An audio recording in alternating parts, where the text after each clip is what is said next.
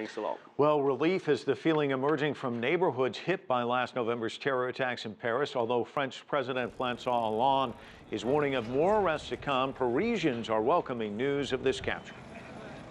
It's a relief. I hope he will be judged for what he did, that he will give explanations, and that it will help secret services to dismantle other events.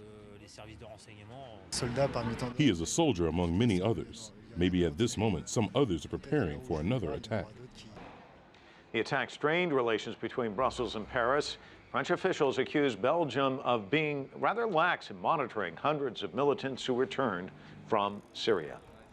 I'm joined by Kamran Bokhari in Atlanta. He's a Middle East and South Asia specialist from the University of Ottawa. How do you frame this? How big a break is this? Well, we'll find out, Mike, because, in the past many years since 9/11, there have been a lot of al-Qaeda big fish that were captured. But remember, it took 10 years to nab bin Laden. So one operative does not necessarily have all the information.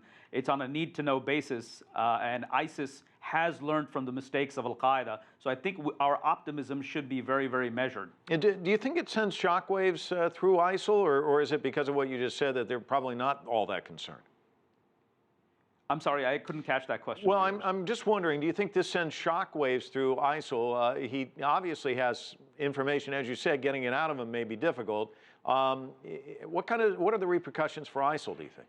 Well, I mean, ISIL knew that ever since they executed the Paris attacks, that there was a certain risk of getting caught. This was already factored into their plans. None of these people, from ISIL's point of view, at least those who are sort of commissioning these attacks and overseeing them on behalf of the group, none of them are expected, the operatives who are executed the thing, to come out alive out of this. I mean, it would be, from their point of view, it would be a miracle. So they're already factored this loss in. Now, and for that particular reason, I would say that this person knows only as much as the plan that he was part of, and he's probably not going to have a whole lot of information beyond his specific task that he was asked to do. So what do investigators glean from him if he is forthcoming? Is it just how plans are formulated? Can you get inside the head of these operations, or what can you come away with, do you think?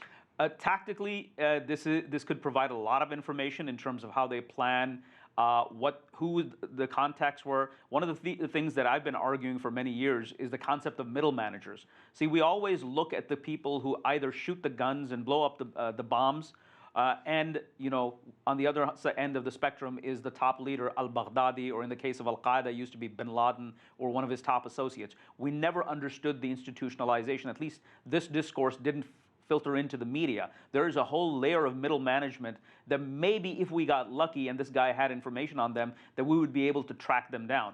But if, my gut tells me that he's going to be able to provide no more than tactical information. Yeah, and extracting that information isn't going to be easy, is it? Well, it depends how hardened these people are, how sophisticated their training is in order to evade interrogation. What do they have to lose? There's a whole lot of calculus that's going on in the mind of these people who get caught, whether to turn themselves over or not. So there's no pattern that we can actually go by.